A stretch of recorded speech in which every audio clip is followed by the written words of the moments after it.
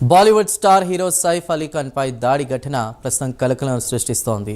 ఈ ఘటన దేశం మొత్తాన్ని ఒక్కసారిగా ఉలిక్కిపడేలా చేసింది. దీంతో ఈ ఘటన వెనుక అసలు ఎవరున్నారనే దానిపై కూడా అనేక సంచలన విషయాలు తెరపైకి వస్తున్నాయి. సైఫ్ అలీ ఖాన్ పై దాడి వెనుక లారెన్స్ బిష్నోయ్ గ్యాంగ్ ఏమైనా ఉందా అన్న అనుమానాలు సర్వత్రా వ్యక్తమవుతున్నాయి. ఎందుకంటే జైపూర్ కృష్ణ జింకను వేటాడిన కేసులో 1998లో సల్మాన్ ఖాన్తో పాటు సైఫ్ పైన కూడా కేసు నమోదైంది. కృష్ణ జింకను వేటాడాడనే కోపంతోనే బిష్నోయ్ గ్యాంగ్ సైఫ్ పై దాడి చేసిందా అనే అనుమానం కూడా నెలకొంది.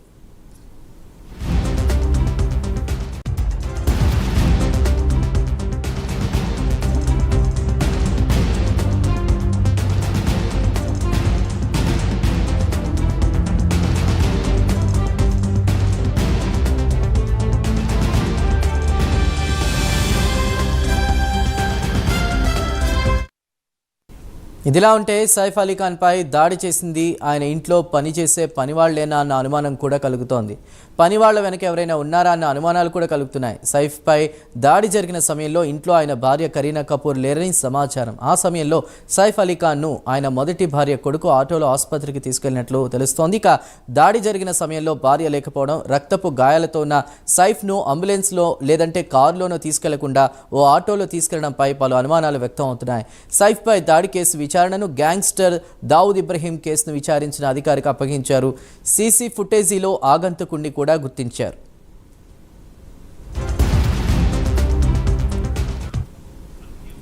రైట్, ఇక సైఫ్ పై దాడికి సంబంధించిన తాజా సమాచారాన్ని అందించడానికి మా నేషనల్ బ్యూరో చీఫ్ కళా సిద్ధంగా ఉన్నారు. కళా, చెప్పండి.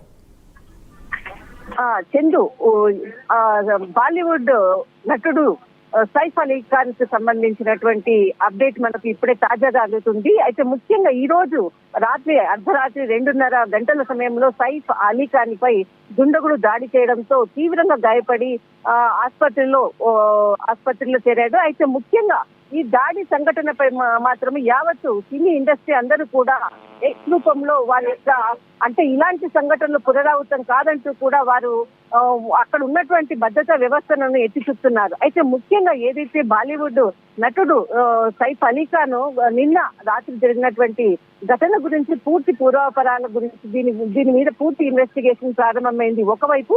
మరొక వైపు ఆరోగ్య రీత్యా ఆయన సంబంధించినటువంటి ఆరోగ్యం హెల్త్ బులెటిన్ సంబంధించి ప్రస్తుతం ఆపరేషన్ అయినట్లు, తర్వాత ఆయన ఎటువంటి ప్రాబ్లం లేకుండా డాక్టర్లకు హెల్త్ బులెటిన్ ను విడుదల చేశారు. అయితే ఇక్కడ ముఖ్యంగా మనము 2 అంశాలను ప్రస్తావించాలి. ఏదైతే సంఘటన జరిగిందో అర్ధరాత్రి 2:30 గంటల సమయంలో సైఫ్ అలీ ఖాన్ ఇంట్లో ఓ దుండగుడు కత్తితో దాడి చేశారు అన్నటువంటి వార్త ఈ రోజు ఉదయం మొత్తం అంతా కూడా తెలియడంతో దీనిపై యావత్ అందరూ కూడా సినీ ఇండస్ట్రీ బొంబాయి అంతా కూడా ఉలిక్కి పడిందని చెప్పవచ్చు. ఎందుకంటే ఇది ఒక బాంద్రా అన్నటువంటి ఇది ఒక హై లొకేటెడ్ ఏరియా అని చెప్పవచ్చు. సినీ ఇండస్ట్రీలో ఉన్నటువంటి ప్రముఖులందరూ కూడా ఇక్కడే ఉండేటటువంటి ప్రాంతం.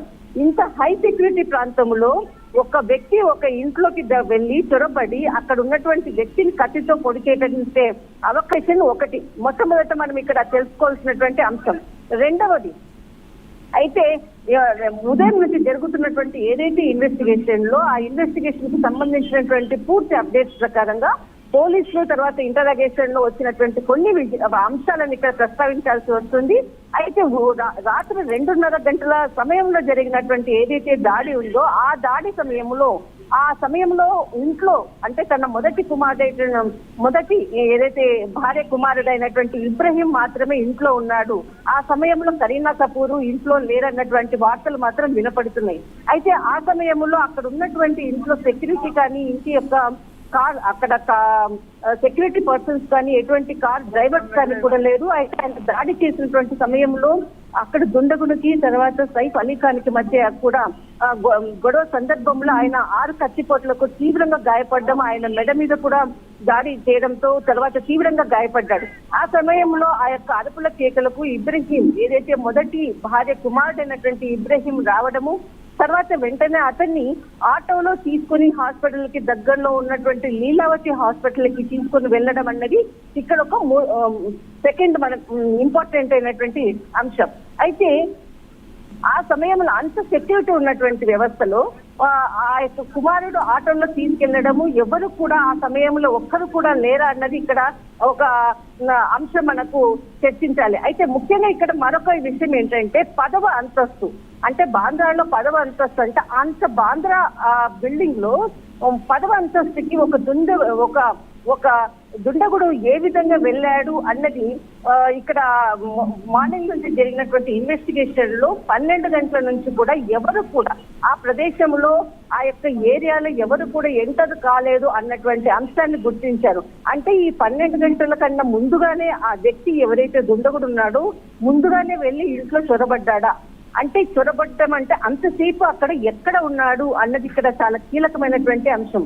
అంటే ఇంట్లో పరిచయస్తులుగా తెలిసినటువంటి వ్యక్తి అక్కడ చొరబడ్డా, లేదంటే ఇంట్లో పని చేసేటటువంటి వాళ్ళు మాత్రమే అక్కడ ఉన్నారా అన్నది ఇక్కడ కీలకమైనటువంటి ఇన్వెస్టిగేషన్ ప్రారంభమైంది.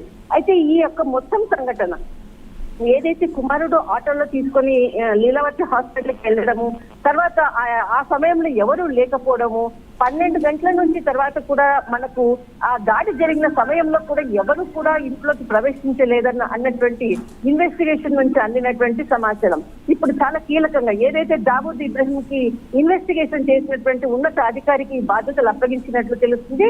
ఉదయం నుంచి జరిగినటువంటి అప్డేట్స్ లో మాత్రం కీలకమైనటువంటి అప్డేట్స్ వెలువడుతున్నాయి. ఒకవైపు ఏదైతే బాంద్రా ఉందో అంటే ఇక్కడే కొన్ని రోజుల క్రితము మనకు హీరో సల్మాన్ ఖాన్ కి సంబంధించినటువంటి దాడి, అంటే అక్కడ ఆయన ఇంటి దగ్గర జరిగినటువంటి 2 వ్యక్తులు జరిగినటువంటి కాల్పుల్లో అక్కడ అంటే ఆ కాల్పులు జరిగినటువంటి ప్రాంతం కూడా బాంద్రా, అంటే ఒక్కసారిగా కూడా బాంద్రా ప్రాంతము ఇంత సెక్యూరిటీ లేకుండా ఉందా, అంటే ముంబై నగరంలో సెక్యూరిటీ అన్నది లేదా అన్నది కూడా మొత్తం అంతా కూడా సినీ ఇండస్ట్రీ అందరూ కూడా ఇక్కడ ప్రశ్నిస్తున్నారు. అయితే ఇప్పుడు కీలకంగా మనకు అందుతున్నటువంటి అప్డేట్స్ మాత్రము అంటే ఇతనిపై వ్యక్తిగత కారణాలతోటి ఎవరైనా దాడి చేశారా, తన వ్యాపారానికి సంబంధించిన సంబంధం దీనికి తర్వాత ఈ దాడికి ఏదైనా సంబంధం ఉందా అన్నటువంటి కోణంలో మాత్రం పోలీసులు ఇన్వెస్టిగేషన్ చేస్తున్నారు.